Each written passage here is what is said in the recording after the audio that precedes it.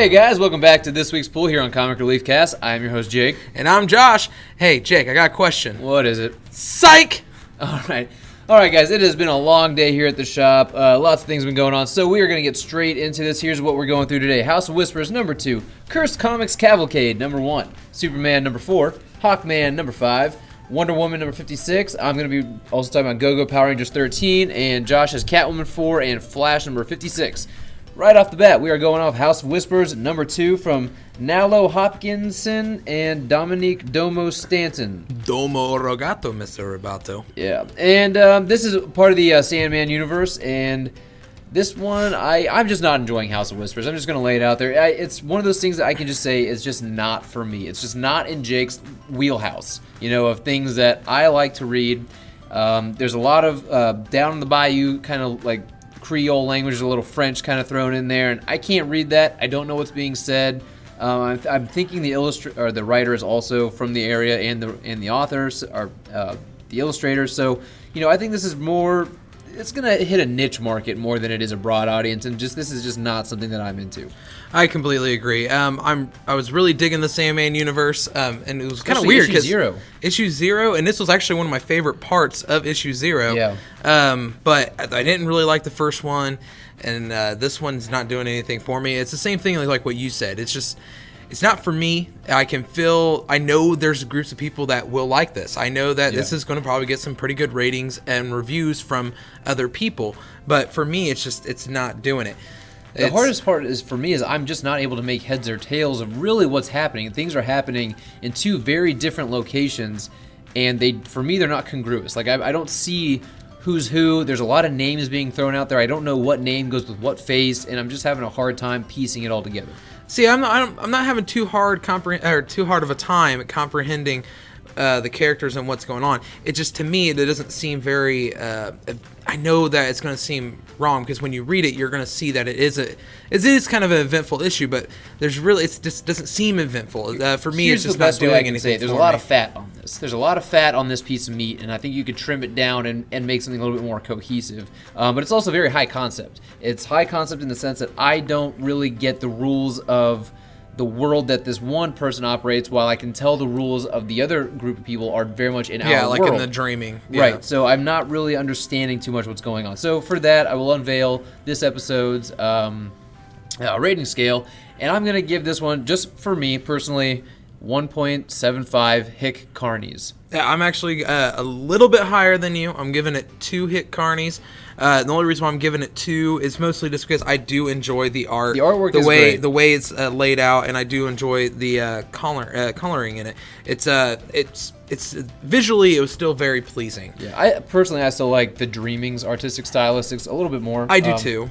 But anyway, guys, moving on to Cursed Comics Cavalcade, and this features a plethora of artists and writers and stuff. And what this is kind of like a Halloween special. As you guys can see up there on the screen, it's got this very 1950s horror comic cover to it, which is really cool. It's a great cover. There's probably 8, I think, different stories in this thing. Maybe 10. 1, 2, 3, 4, 10. 5. It says it right there on the cover. Oh yeah. Duh. So there's a lot of different stories going on here, and some of them are good. Some of them are really good. Other ones are a little bland and boring, but the art's good. It's really mixed. It's a mixed bag. It's a mixed bag. The art is actually, that was one thing I enjoyed throughout the whole book. Man, I'm just like blah, blah. But it's one thing I enjoyed throughout the book was it's pretty much 80 pages of good artwork. The Guy Gardner one, I wasn't into the art. See, and I kind of like that. It has that Cave Carson, like Interstellar Eye, like kind of style. But I like that kind of style. I know that you don't really enjoy it too much, but I like that kind of cartoony-esque look. I thoroughly enjoyed the art, and some of the stories were pretty good. There's only a couple of them that I was kind of bored with. Yeah, some of them seem to be very similar. Like there's a Superman, Green Arrow one. They both feel like they're kind of the same thing. Yeah. The Zatanna one I didn't really care about. The Zatanna was kind of the more the throwaway one, which is weird because it was that one was written. Good. That one was written by Tinian.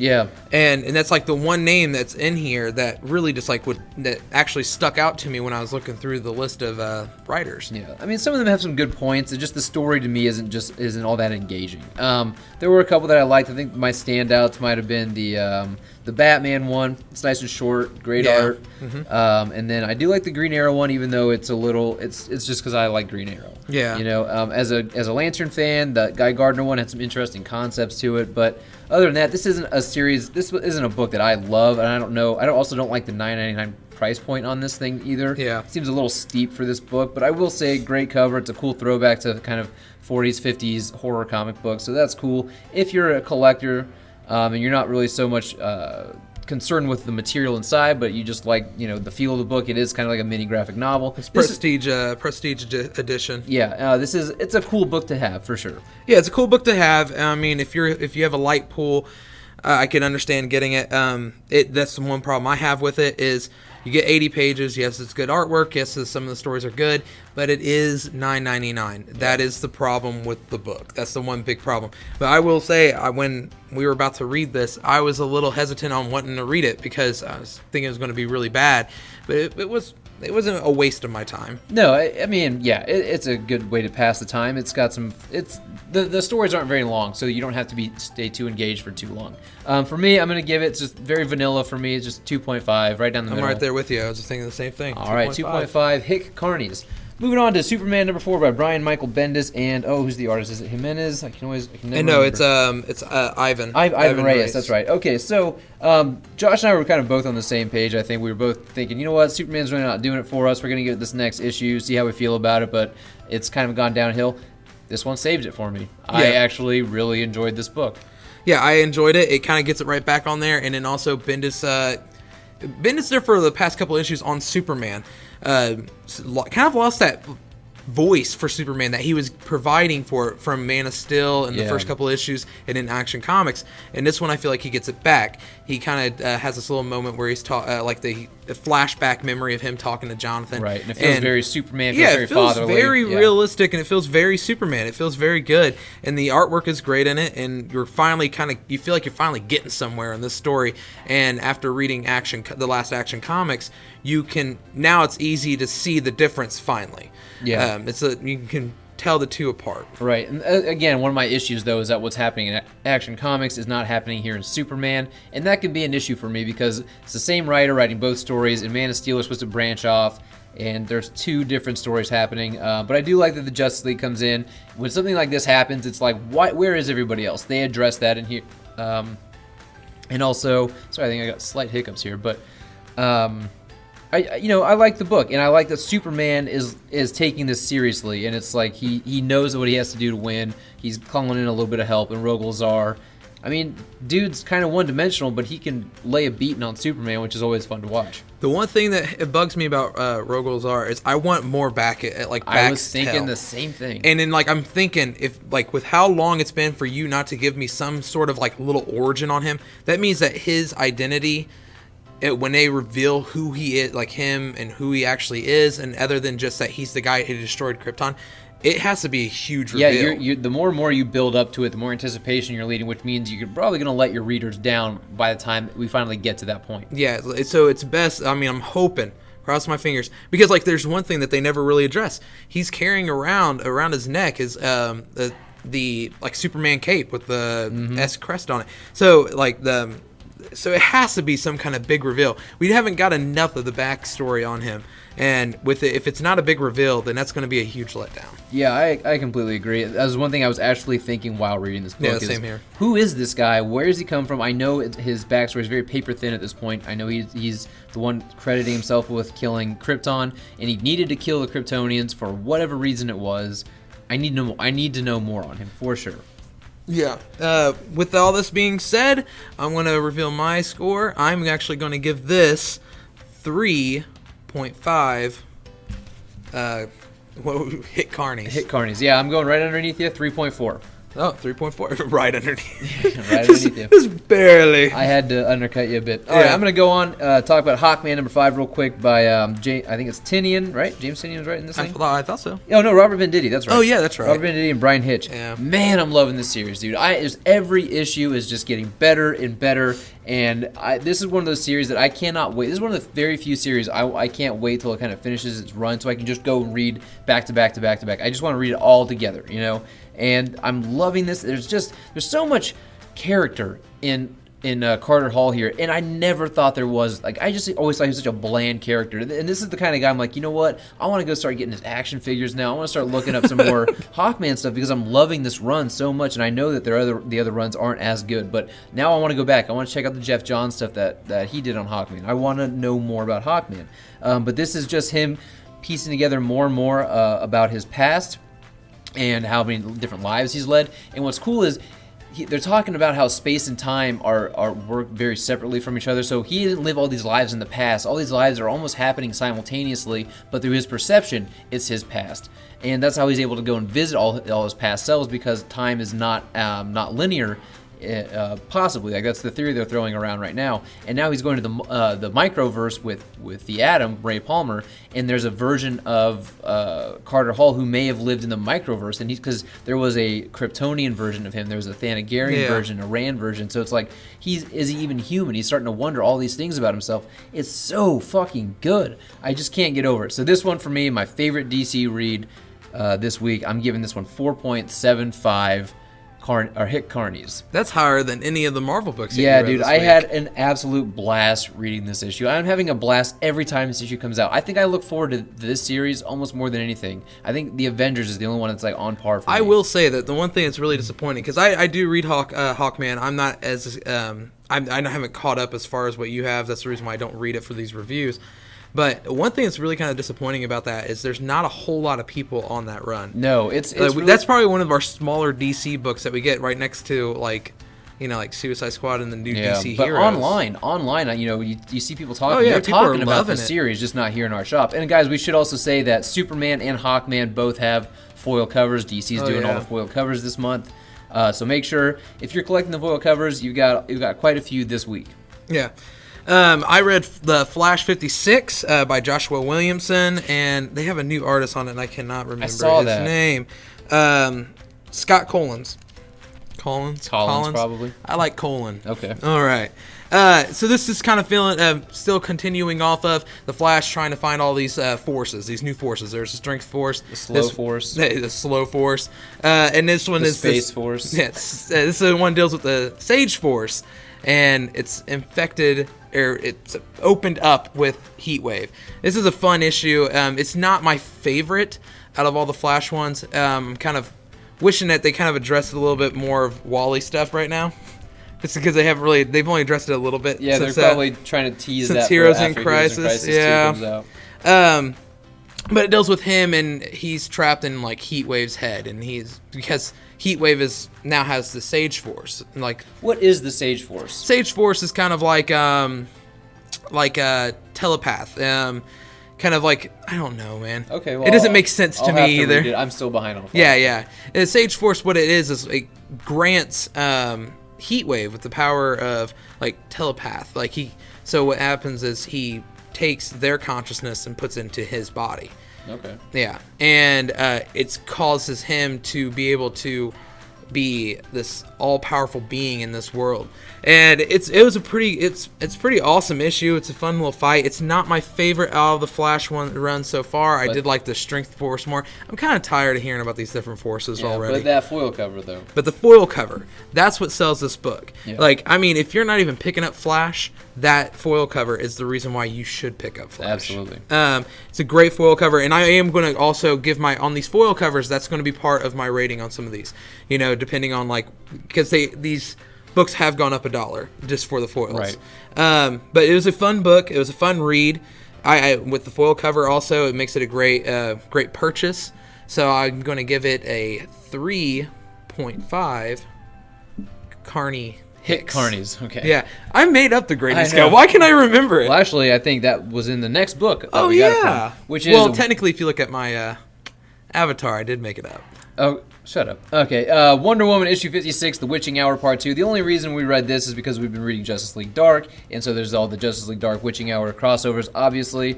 This one, another foil cover, and I'll tell you guys, out of everything that we've read today for DC, this is the one that is most worth your $3.99, and I'm not talking about overall quality, but the amount of time it is going to take you to read this book. We're saying this over the book that was 80 pages. too. Yeah, I mean, this is a very verbose book. It's a lot of words, a lot of things, but it is cool. It is fleshing out the idea of Wonder Woman being imbued with this magic power when she was a kid from Hecate. She calls on Cersei to help her out in this book. A lot of cool stuff, even a unicorn shows up. But I actually, what I like? I like the way that Man-Bat is drawn in this book particularly, as opposed to what we're seeing in Justice League Dark. This is more the Man-Bat that I remember. But anyway, this is a book that I think I don't think it's a necessary tie-in to Justice League Dark, but I do think it will be at some point. As of now, it's not, but it will be because the end of this book, I think, is something you might need to know for the next Justice League Dark issue. Yeah, there's a lot of info. Like, with all that writing, there is a lot of it that actually I feel like is going to be a kind of a good part to, like, knowledge to have for the story. Yeah. It kind of explains a little bit more about this witch mark that Wonder Woman has. Right. And it kind of explains more about the cause of it and what it is. And it does open up that door a little bit more. I feel like that, like what you said, if you're reading these as you go, and you probably just go, well, this was kind of a pointless book to get. But I think that when it comes down to it, you're going to wish that you got this book. Yeah, I think when Justice League Dark number 4 comes out, you're going to want, you're probably going to need to have read this. But as of now, it's not a necessary read. But I think, looking forward, this might be a book that you need. But also, I think this is a book that helps to solidify that this Justice League Dark is a much more grand scale story than just Justice League Dark. It's branching out to many other characters within the DC universe. So with that, I am going to give this book, for a purchase, I'd say this is a hell of a purchase. You're getting a lot of content for the $3.99 price point.